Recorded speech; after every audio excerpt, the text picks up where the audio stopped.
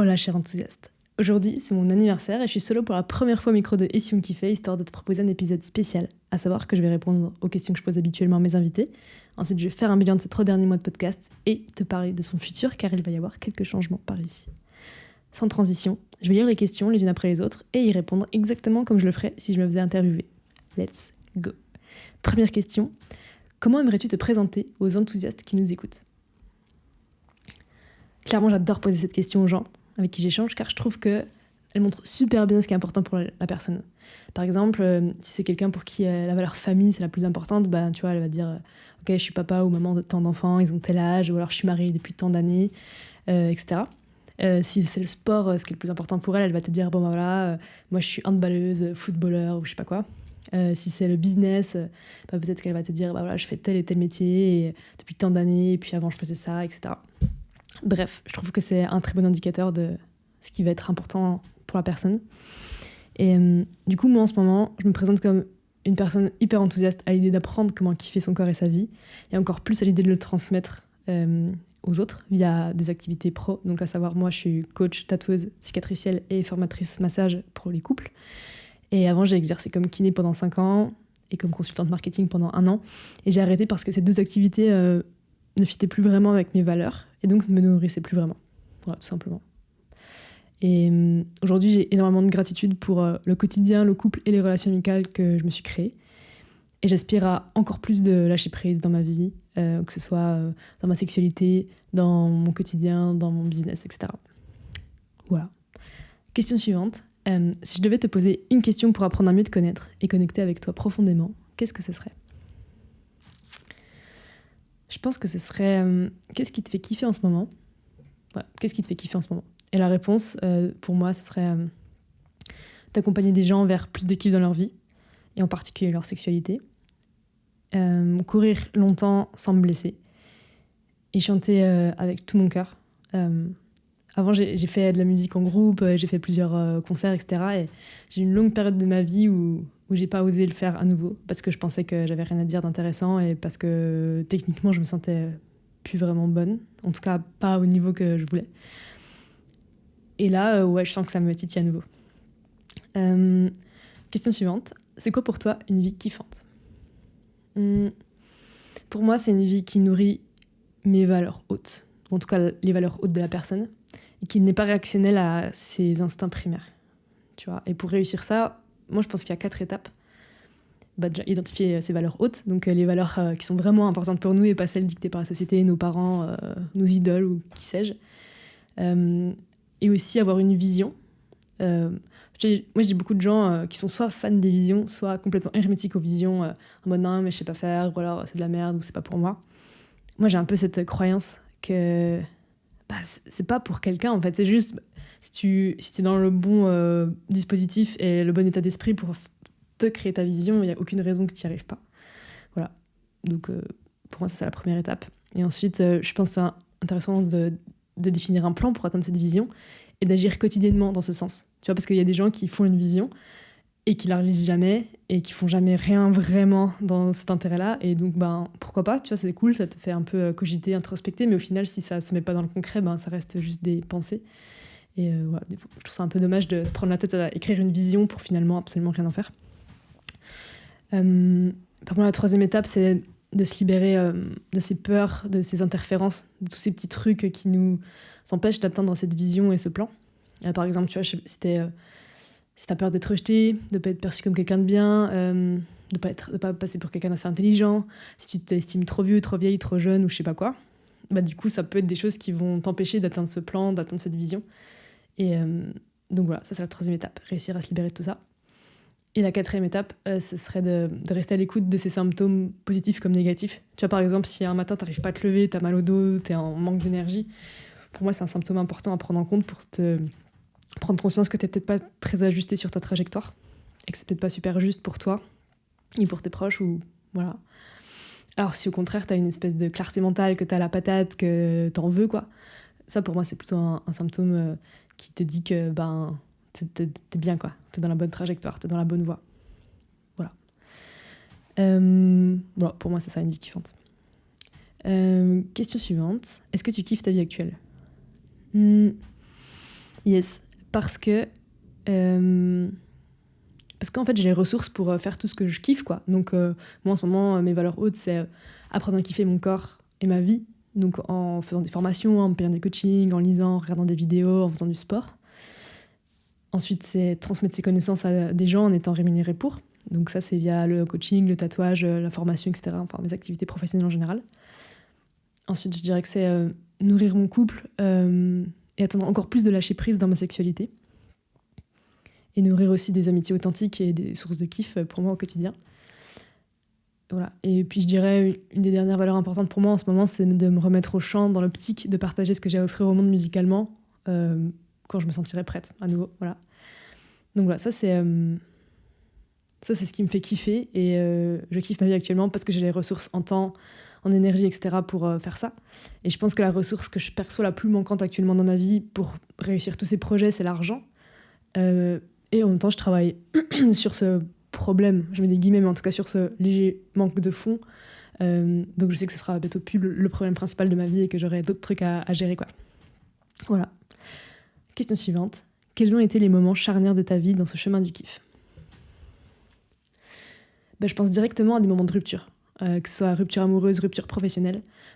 Quand j'ai arrêté mes études de médecine pour aller faire kiné, quand j'ai arrêté la kiné pour aller faire du consulting et du massage et du tatou, quand j'ai arrêté le consulting marketing pour endosser finalement une casquette de coach. Voilà. Et au niveau relationnel, chaque rupture a été hyper douloureuse, mais aussi hyper pleine d'enseignements, de remise en question, de compréhension de l'humain, des enjeux psychiques et émotionnels des relations. Question suivante. Est-ce qu'il y a des gens dont la vie t'inspire, des sortes de mentors ? Carrément. J'ai toujours eu des gens qui m'ont inspirée et qui ont changé au fur et à mesure de ma vie et des choses que je voulais travailler en moi, quoi. Et en ce moment, je suis très inspirée par la présence, l'authenticité et la passion de 3 personnes. Donc, au niveau musical, Dermot Kennedy. Au niveau du coaching, je dirais Julien Musi. Et au niveau du sport et en tout cas de la résilience, Courtney de Walter, qui pratique l'ultra trail. Voilà, c'est 3 personnes dont je suis le parcours, qui me donnent envie de m'élever humainement et dont j'apprends beaucoup. Donc voilà, merci à eux de partager leur chemin, que ce soit sur les réseaux ou dans des films ou dans des bouquins. Voilà. Question suivante. Allons un peu plus profondément dans les différents domaines de ta vie. De 0 à 5, sachant que 5 c'est le max, à combien tu kiffes ton corps ? Mon corps, je dirais 4,5 parce que j'ai encore un peu envie de gagner, tu vois, en souplesse, en puissance. Enfin, je sens que je l'aime pour ce qu'il est, il est parfait tout de suite. Tu vois, donc comme ça, je te dirais 5. Et en même temps, tu vois, le fait que je fasse beaucoup de courses à pied en ce moment, que j'essaie de me développer, je sens que je vise autre chose. Donc ça serait mentir que de dire 5 quand même. Sachant que je viens de super loin. Et ça a été un vrai vide pendant mon enfance. En tout cas, j'ai perçu vraiment mon corps et ma beauté et le fait que les gens puissent me trouver belle comme un gros vide pendant mon enfance et mon adolescence. Donc c'est une valeur haute maintenant pour moi quand même de me sentir bien dans mon corps, que ce soit au niveau physique ou esthétique. Voilà. À combien tu notes ta santé physique et mentale ? Physique, 5. Tu vois, j'ai eu une légère blessure en courant il y a 1 mois, mais je m'en suis remise super bien, j'ai plus mal. Je me sens en bonne santé, je dors bien. Voilà, ça roule, donc 5. Et au niveau mental, je me sens super bien et en même temps, j'ai envie de dire 4,5 parce que je sens que j'ai encore tu vois, une espèce de marge d'amour de moi. Tu vois, genre, ok, j'aime mon corps, j'aime ma vie et tout ça. Et je sens que je peux lui donner encore plus d'amour, être encore plus dans la gratitude et encore plus dans le lâcher prise. Donc voilà, au niveau santé mentale, je dirais 4,5. Mais en vrai, ça va. Tu vois, c'est vraiment pour pinailler. Donc, ensuite, ta vie amoureuse et intime. Je dirais 4,5 aussi. Tu vois, au fond, moi, j'ai envie de te dire 5. Et en même temps, je sais que je sens aussi qu'au niveau de ma sexualité, par exemple, j'ai envie d'encore plus de lâcher prise. Et donc, ce serait aussi un peu mentir de dire 5. Parce qu'il y a quand même une part de moi qui se dit qu'il y a un petit truc là encore à travailler là-dessus. Voilà. Ouais, 4,5. Ensuite, c'est tes relations familiales. C'est marrant parce que là, j'ai 2 prismes de lecture. Genre, si je me mets dans un prisme un peu ce que la société veut, je dirais peut-être 3,5 parce qu'en vrai, je vois très peu ma famille. On se voit peut-être 2 fois par an et on se parle pas non plus très régulièrement, on s'appelle pas régulièrement. Mais si je me connecte 2 secondes à moi, je me dis, plutôt 4,5 aussi, parce qu'en fait, si, tu vois, pour moi, la famille, c'est la sécurité, c'est la maison, c'est le cocooning. Et je sais là que demain, j'ai un problème, ils seront là, quoi. Que ce soit mes frères et sœurs ou mes parents. Et voilà, je me sens super sécure, en tout cas dans ma famille nucléaire, entre guillemets. Et puis, au niveau de ma famille étendue, j'ai beaucoup d'oncles et tantes et énormément de cousins. Eux, je les connais moins. Mais du coup, j'ai pas ce manque. Enfin, je me dis pas, ah mon Dieu, je suis passée à côté de tous ces gens. Et je suis pas triste de ça, parce qu'on s'est rencontrés plusieurs fois dans notre enfance, etc. Là, c'est vrai qu'on se voit de moins en moins, parce qu'il y a moins de gens qui se marient, et pas, pour l'instant, heureusement, pas trop de gens qui décèdent, mais voilà. Et du coup, ouais, je suis pas très proche d'eux, mais ça me manque pas. Donc voilà, 4,5. Ok, ensuite, mes relations amicales. Mes relations amicales. Je dirais 4, parce que je suis loin de beaucoup de mes amis proches. Là, cette semaine, du coup, comme c'est la semaine de mon anniversaire, j'en ai profité pour rentrer dans ma région natale, en Franche-Comté, voir ma famille, mes proches et tout ça. Mais c'est vrai que ça arrive pas souvent. Là, mon meilleur pote, Nico, je l'ai pas vu depuis, on a calculé, je crois, septembre. Enfin, en tout cas, voilà, ça fait beaucoup trop longtemps, en tout cas à mon goût. On s'appelle, on se fait des visios, mais c'est pas pareil, et je sens que... Ouais, ça c'est un peu... c'est quelque chose... Je suis pas en frustration de ça, tu vois, 4, ça va quoi, mais ça pourrait être mieux, je pense. En tout cas, j'aimerais habiter plus proche des gens qui sont très importants pour moi. Ok, et maintenant, ta carrière. Ma carrière, je dirais 4, parce qu'elle est en construction. C'est-à-dire que je suis hyper contente du boulot que je fais, enfin des boulots que je fais. Je suis hyper contente des études que j'ai menées. Il n'y a pas de sujet, vraiment, je kiffe. Et en même temps, je sens que j'ai plus à apporter et que j'ai plus de résultats à aller chercher. Et voilà, donc 4. Voilà. Ok, question suivante. Qu'est-ce que tu sais que tu dois faire pour kiffer ta vie et que tu ne fais pas? Qu'est-ce que je sais que je fais? Je dirais exposer ma musique au monde. Comme je disais, je l'ai fait par le passé, et aujourd'hui, j'ai envie de reprendre plus confiance en ma voix et mes capacités de musicienne avant de le refaire. Mais je sens que c'est un kiff. C'est-à-dire, chanter, c'est un kiff incroyable. C'est-à-dire, ça me fait du bien, les vibrations, ça me fait du bien. Je me sens puissante, je me sens connectée à quelque chose de plus haut que moi, tu vois. Je dirais que je suis pas croyante, dans le sens où je crois pas en un Dieu, pas en particulier. Mais par contre, je pense que moi, mon expression de la spiritualité, d'un truc qui me dépasse, c'est vraiment la musique, et en particulier le chant. Donc, ouais, j'ai vraiment envie de faire ça. Et aussi parce que ça me nourrit de ouf. Quand je suis pas bien, j'écoute de la musique. Quand je suis bien, j'écoute de la musique. Et il y a eu un peu une phase de ma vie là où j'en ai moins écouté. J'étais vraiment en dev perso, podcast, business, machin. Et ça m'a manqué. J'étais fatiguée. Et j'avais pas trop mis le doigt sur le fait que ça me ressourçait autant. Et maintenant que j'ai mis le doigt dessus, voilà, j'essaie. Quand c'est possible et que c'est facile, je chante vraiment tous les jours, quoi. Donc voilà, exposer ça au monde. Et je pense aussi que j'étais un peu dans ce truc de me dire, mais voilà, qu'est-ce que j'ai à dire de plus que les autres, comment ma voix pourrait être quelque chose qui va impacter des gens. Et puis en fait, je suis personne pour le savoir, quoi. Il faut juste que j'essaie de le faire, et puis on verra s'il y a des gens à qui ça fait du bien d'une manière ou d'une autre. Et si c'est le cas, bingo. Ok. Question suivante. Qu'est-ce que tu ferais pour encore plus kiffer ta vie si tu n'avais pas peur du regard des autres, de la critique et de ne plus être aimé? Déjà, pour répondre à cette question, en fait, je trouve cool de pouvoir faire face à ces peurs. Par exemple, moi, mes peurs, c'est d'être perçue comme quelqu'un de mauvais, d'arrogant, qui sont des polarités infusées par le fait que je sois née et que j'ai grandi dans une société judéo-chrétienne. Et ensuite, je dirais aussi, j'ai peur d'être critiquée, en particulier par les gens que j'aime. Et j'ai aussi peur de pas avoir assez de choses intelligentes ou intéressantes à partager, de pas avoir une voix assez stylée pour me faire entendre, etc. Du coup, même réponse que la question précédente, en fait. Si j'avais pas peur du regard des autres et de la critique, je jouerais de la musique devant des gens, je chanterais devant des gens, en live ou via Internet, voilà. Et je pense que j'aimerais aussi refaire des podcasts érotiques. J'avais créé Réchauffe ton confinement pendant le premier confinement en 2020, et je l'avais supprimé en grande partie par peur du jugement de mes proches ou de mes futurs clients, parce que je publiais en mon nom propre. Voilà, donc le chant et le partage érotique, c'est deux choses que je ferais plus et que je vais sûrement refaire plus. Voilà. Question suivante. Qu'est-ce que tu ferais pour encore plus kiffer si tu étais sûre de ne pas échouer? Je pense que j'écrirais un livre, ou même plusieurs, parce que j'adore écrire. Et je proposerais aussi des offres de coaching premium beaucoup plus chères. Voilà. J'augmente mes prix petit à petit, mais c'est vrai qu'il y a une part de moi qui a peur de se prendre plein de vent, clairement, et qui risque de s'en prendre, clairement, parce que moi, j'ai un peu l'impression que tant que tu te dis pas que ce que tu proposes, c'est une super affaire, et que du coup, t'as pas vraiment confiance en ton offre, c'est difficile, en fait, d'amener des gens avec toi si toi-même, t'es pas vraiment convaincu. Voilà, donc c'est ça. Écrire des bouquins et vendre des coachings beaucoup plus chers. Ok, question suivante. Est-ce que tu as une routine ou un système particulier pour kiffer au quotidien ? Ouais, mais c'est un système qui répond à mes valeurs. Donc évidemment, à ne pas copier aveuglément. Hein.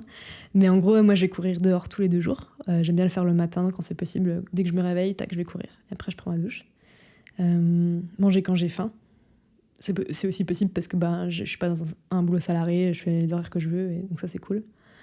Le matin, je privilégie les protéines, des légumineuses et des bonnes sources de lipides, de gras. Voilà, pour pas être en pic glycémique et tout flop-flop le reste de la matinée et le début d'après-midi. Je dors dans le noir et le silence. Et si l'environnement le permet pas, je mets un masque ou des boules qui est, mais en tout cas, c'est facile pour moi parce que j'ai pas d'enfant à m'occuper, donc je peux vraiment me mettre dans mon petit cocon, il y a aucun problème pour ça. Mais je suis toujours un petit peu perplexe. Tu vois, il y a plein de raisons à avoir des problèmes de sommeil, et je connais plein de gens qui en ont. Et tu vois, il y a des raisons vraiment internes, introspectives, psychologiques, émotionnelles, tout ça. Mais il y a aussi des facteurs externes super faciles à gérer. Enfin, super faciles dans le sens où, tu vois, a priori, dormir avec un masque, si tu trouves un masque confortable, c'est quand même pas le truc le plus dur à mettre en place. Ou dormir avec des boules qui est dans un environnement, du moment que tu as trouvé des boules qui est qui te conviennent, voilà, t'es tranquille. Donc je pense qu'il y a vraiment des choses à faire pour améliorer son sommeil de manière mécanique. Et ensuite, traiter les causes plus psychiques ou émotionnelles par ailleurs, quoi. Aussi, quand je sens que quelque chose me draine de l'énergie dans la vie, soit je le transforme, soit je le choisis. Par exemple, tu vois, actuellement, j'habite à Toulouse. Et moi, a priori, les grandes villes, c'est pas mon délire. Genre, je suis plus à l'aise quand c'est un peu plus calme, quand je suis plus entourée de verdure, que le rythme est un peu plus lent. Et donc, voilà, moi j'ai envie de me casser de Toulouse concrètement, et ma compagne, elle bosse à Toulouse et elle kiffe son métier actuel, qui est difficilement transposable ailleurs qu'à Toulouse parce qu'elle travaille dans un gros centre qui est à Toulouse et qui est pas ailleurs, quoi, tout simplement. Et du coup, pendant quelques mois, j'étais un peu dans la comment dire, je me plaignais de ça, dans le sens où je disais pas ouin ouin, c'est chiant Toulouse, mais plus c'est quand qu'on bouge. Enfin, tu vois, j'étais pas dans le présent, quoi. Je voulais qu'on bouge et du coup, je me projetais toujours là-dedans et j'avais du mal à trouver ma clientèle, à faire ma clientèle, à faire du sport ici, parce que je me disais, moi, je vais courir dans la nature, je vais pas courir en ville, donc je vais attendre qu'on bouge pour me remettre vraiment à la course à pied. Enfin, voilà, que des conneries, quoi. Que des conneries. En tout cas, c'était des choses que je me racontais. Et puis, du moment où je me suis dit, bon, tu sais quoi, de toute façon, on va pas bouger tout de suite. Donc, embrasse ce qui t'arrive et puis puise-en le meilleur, quoi. Et du moment où j'ai fait ça, en fait, j'ai eu plus de clients, je me suis fait plus de potes, je me suis mise au sport à fond, et en fait, courir en ville, ça me pose plus de problème parce que j'y vais à des heures où c'est tranquille et je trouve des petits coins sympas. Et donc voilà, choisir ou transformer. Tout le reste, c'est de la folie, quoi, clairement. Et aussi, tous les dimanches, je me pose devant mon clavier et je fais un journaling hebdo pour me faire le bilan de la semaine qui vient de se passer et puis préparer la semaine à venir. Et donc, je me mets toujours en lien avec mes objectifs et donc de ma vision. Et avant, je faisais des plans de 90 jours. Donc, tu vois, un objectif ou 2 ou 3 max à remplir dans le trimestre. Et puis, toutes les semaines, du coup, je crée des tâches, 3 tâches principales que je vais réaliser dans la semaine pour aller vers cet objectif. Et maintenant, je fais plutôt des phases de vie. Donc, c'est-à-dire, en gros, je me dis, voilà, pendant tant de semaines ou tant de mois, je vais être dans cette optique-là. Et c'est pas forcément 90 jours parce que ça dépend de la vie. Typiquement, ma dernière... en ce moment, moi, je suis dans une phase que j'ai appelée Kiff and Shivers, donc kiffer et les frissons. Donc, comment kiffer ma vie et mon corps et inspirer des gens à en faire de même via la musique, le sport, le coaching, le tattoo, les formations. Et donc, voilà, en ce moment, c'est vraiment ça mes objectifs de cette phase de vie. Et ma phase précédente, c'était de me remettre au sport. Donc, je l'avais appelée Sweat. Donc, c'était vraiment, bourriner niveau sport, faire 3-5 séances de course à pied par semaine, potentiellement du renforcement en plus et tout ça. Et c'était une phase super intense où tu vois, j'ai fini cette phase finalement en me blessant parce que j'y suis allée un peu trop fort. Et je pense que je me mettais un peu trop de pression. Alors qu'en plus, le sport pour moi, c'est un kiff dans le sens où je fais pas ça pour la compète. C'est vraiment... c'est pas un truc que j'ai envie de professionnaliser du tout. C'est vraiment pour me faire du bien. Donc voilà, mon corps m'a rappelé que ça servait à rien d'aller trop vite et qu'au contraire, c'était cool de se poser un petit peu. Et le dernier truc que je fais en routine, le soir, j'aime bien lire un truc pas trop intellectuel, mais qui me fait kiffer, juste avant de m'endormir. Et voilà, des fois, j'ai des livres papier, et puis j'ai ma Kindle aussi pour quand ma chérie, elle dort. Et comme ça fait pas trop de lumière, je mets vraiment minimum, et c'est cool, je peux bouquiner là-dessus, et puis c'est pratique pour prendre des notes si j'ai des passages qui m'intéressent vraiment. Voilà, pour toutes les petites routines. Question suivante. Selon toi, quelles sont les choses essentielles pour kiffer ? J'ai déjà répondu tout à l'heure en fait. Mais du coup, identifier les valeurs hautes et créer sa vision. Définir un plan pour atteindre cette vision. Agir quotidiennement dans ce sens. Te libérer des peurs, des répressions, des interdictions qui t'empêchent de te déployer dans ce plan. Et enfin, ajuster constamment ta trajectoire en restant à l'écoute des symptômes de justesse et de détresse. Et moi, je trouve qu'un très bon indicateur, parce qu'il y en a plein en fait des symptômes possibles, c'est ton niveau d'énergie. Si quand tu te lèves le matin, quand tu te couches le soir, tu as un niveau d'énergie chouette qui te plaît, enthousiasmant en tout cas, c'est un plutôt signe que c'est cool, tu es dans la bonne trajectoire. Et puis si au contraire, le matin et le soir, tu es en PLS, peut-être qu'il y a quelque chose à revoir. Ok, question suivante. Quelle est la croyance qui t'a rendu service, mais qui aujourd'hui t'empêche de kiffer encore plus ?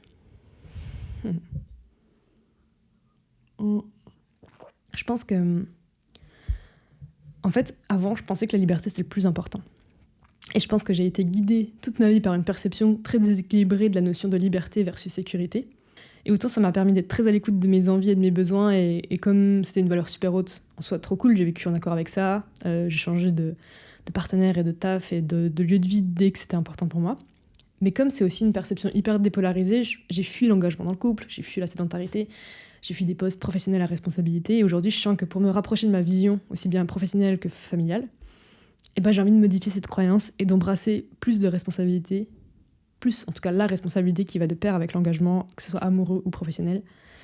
Et donc réussir à équilibrer ma perception de la liberté, sécurité et de la contrainte, responsabilité.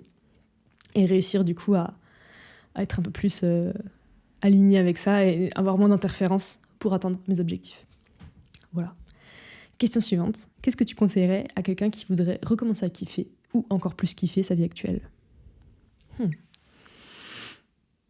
Je lui proposerai de remplir les 13 questions de John de Martini pour voir ce que sa vie démontre comme valeur importante, intrinsèque, essentielle, et de définir une vision à 10 ans, et peut-être à 1 an aussi. Voilà. Et essayer de remplir petit à petit sa vie avec les valeurs hautes. Souvent, quand on est dans le mal et que quelqu'un... Et que quelqu'un nous demande qu'est-ce qu'on kiffe dans la vie, qu'est-ce qu'on aimerait faire, en fait, rien, parce que quand ça va pas bien, on n'a rien envie de faire, on n'a pas l'énergie pour. Mais par contre, notre environnement, nos pensées, la manière dont on dépense notre argent et notre temps, tout ça nous indique des choses qui ont de l'importance pour nous. Tu vois, si quand t'es en PLS, en fait, tu passes ta vie à écouter de la musique et que t'as arrêté d'en jouer depuis 4 ans, par manque de temps, peut-être que c'est une piste pour te faire du bien. Si quand tu vas pas bien, tu écris à tes meilleurs amis des SMS, peut-être que te forcer à les appeler ou carrément à les voir, ça te ferait un bien fou. En fait, il n'y a pas de bonne réponse universelle, tu vois. J'ai pas de conseils à donner à quiconque, précis en tout cas. Mais pour aller mieux, sûrement qu'il faut identifier ce qui te fait du bien. Et pour identifier ce qui te fait du bien, et là, j'ai un peu l'impression qu'il faut passer par un moment d'introspection, même si t'en as pas envie. Mais en même temps, si tu vas super mal, en fait, ta situation actuelle et ta dépression, ou en tout cas ton mal-être, a sûrement des bénéfices pour toi. Peut-être que t'es pas bien, et que du coup, le fait que t'ailles pas bien t'empêche de continuer quelque chose qui te faisait du mal, par exemple que ce soit ton travail ou une relation ou que sais-je. Et tu vois, toute situation pour moi est assez neutre. C'est-à-dire, ok, vu de l'extérieur, c'est nul d'être pas bien, mais en fait, c'est juste un symptôme intéressant pour toi qui veut te dire, ça va pas bien, donc il y a quelque chose à changer dans ta vie, tu vois. Voilà. Et moi, je pense que ta vie démontre déjà que tu pourrais faire pour aller mieux, même si c'est un peu flou pour toi. Il y a des matrices qui peuvent t'aider à capter ce qui est important dans ta vie. Voilà. Ok, on arrive aux questions de la fin. Est-ce que tu as une ressource, genre un livre, un film, un podcast qui t'a fait kiffer récemment ? J'ai un livre en tête que j'ai pas lu ultra récemment, mais en le lisant, j'ai ri comme une baleine, absolument chaque page. Ça s'appelle « L'amour, c'est surcoté » de Mourad Winter. Et le synopsis tient clairement sur une feuille de PQ, et l'humour est ultra noir et potentiellement de mauvais goût selon tes goûts. Mais clairement, si t'es pas allergique au langage de la rue et que tu veux te marrer, vraiment, tu vas surkiffer. Et sinon, en mode podcast, j'ai pleuré de rire en écoutant l'humoriste Charles Beauchesne, et ça s'appelle Les pires moments de l'histoire.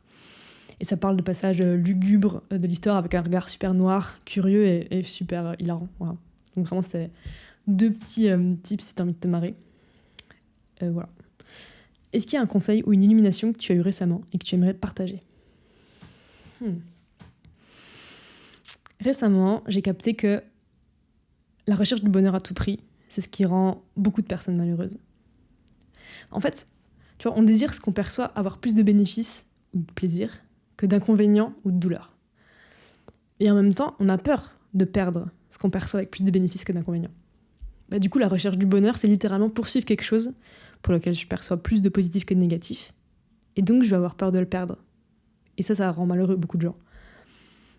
Et du coup, je pense qu'équilibrer nos perceptions via l'équilibrage de nos croyances, de nos mémoires chargées positivement ou négativement, pour moi, c'est essentiel pour kiffer. Et tu vois, souvent, avec des clients en coaching, on travaille sur des situations qu'ils ont mal vécues, donc traumatiques, et on essaie de voir à quel point ces situations ont pu en fait être source de positif dans leur vie ou dans celle de leur entourage. Mais l'inverse aussi est important. Je pense que quand tu fantasmes une situation, c'est hyper hyper riche pour toi si tu arrives à l'enlever de ce piédestal, que ce soit une situation, quelque chose, un concept ou une personne, hein, peu importe. Autrement dit, du coup, pour moi, l'enjeu, c'est de virer tout le bullshit qu'on se raconte, qui a été parfait jusque-là, mais qui va t'empêcher de passer à l'étape suivante, à réaliser tes objectifs, et qui va te faire prendre des tangentes super chiantes dans ta vie parce que t'as des interférences, quoi. Tout simplement. Voilà. Question suivante. Quel autre enthousiaste aimerais-tu entendre sur ce podcast ? En fait, j'ai une liste longue comme le bras des gens avec qui j'aimerais échanger. Mais du coup, je vais en donner juste 3 que j'ai pas encore osé contacter, comme le podcast est encore balbutiant. À savoir Anaïs Kemener. C'est une coureuse de la team Salomon qui est double championne de France de marathon et qui est surtout est ultra résiliente puisqu'elle fait ça après avoir combattu un cancer du sein. J'aimerais aussi inviter Suzanne, la chanteuse, pour parler coming out, sexualité, relation à son corps, relation au public, etc. Et j'aimerais bien parler avec Cyrus North, qui est un youtubeur qui a été connu à la base pour sa philo et son analyse de la philo, et puis finalement maintenant qui est connu pour aussi d'autres sujets. Mais en tout cas, voilà, j'aime sa façon de penser, et je serais très intéressée de parler, pareil, relation au corps, sexualité, etc. avec lui. Voilà. Donc si jamais tu as des contacts ou des plans de derrière les fagots pour pouvoir leur proposer une discussion, avec plaisir. Tu peux m'envoyer ça sur Insta, sur LinkedIn, où tu veux. Voilà. T'en sais un peu plus sur mon fonctionnement, mes routines, mes pensées du moment. Et à présent, je vais faire un super rapide bilan de ce début d'aventure du podcast et de ce qui est prévu pour la suite. Alors, depuis début janvier, j'ai publié un épisode par semaine comme prévu, avec des stats d'écoute pas franchement ouf, à savoir 500 écoutes sur les plateformes de podcast, un peu plus, et 12 000 vues sur YouTube. Et en parlant de business avec Julien Musi, fin mars, on a clairement mis le doigt sur le fait que c'est pas du tout un outil adapté pour le développement de mon offre de coaching et de mon business en général, dans le sens où ça me prend un temps de dingue pour absolument aucun résultat palpable en termes de vente.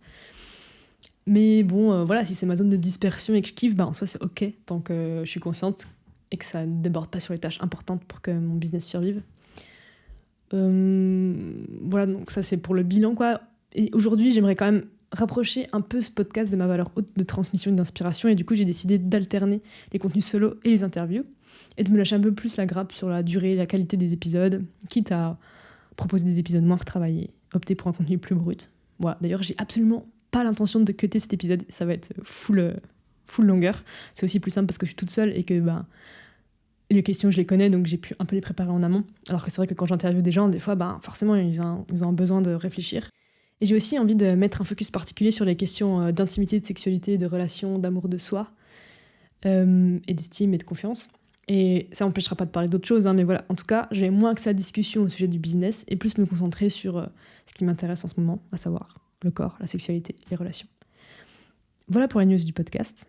Et sinon, niveau perso, je profite de cette période d'anniversaire pour passer du temps auprès de mes proches. Et en ce moment, je prends le temps de chanter, de courir en vue d'un objectif d'un semi-marathon que j'ai déplacé à mi-mai au lieu de début avril comme prévu, suite à la blessure que j'ai eue. Et en fait, comme je cours solo et que pour le kiff et que c'est pas du tout en compète, c'est pratique, je peux le faire le jour où je veux, à l'heure que je veux. Et donc ça, c'est cool. Parce que par exemple, s'il fait super moche, que ce soit super chaud ou bien super pluvieux, venteux, je n'aurais pas de problème. Je pourrais le rebouger d'un jour ou deux s'il y a besoin. Donc ça, c'est cool. Voilà, je crois que c'est tout pour moi. Si tu veux m'écrire, tu peux me contacter sur Insta ou LinkedIn à Nadège de Priester. Et si cet épisode pourrait faire kiffer un de tes proches, ben, tu peux lui en parler ou lui partager. Parce qu'en fait, le bouche à oreille, c'est le levier qui permet à ce podcast de se faire connaître pour que je puisse ensuite inviter des gens de plus en plus inspirants. À mardi prochain. Et n'oublie pas de kiffer ta vie en te nourrissant des choses qui te donnent de l'énergie. Je te fais des gros bisous. À très vite.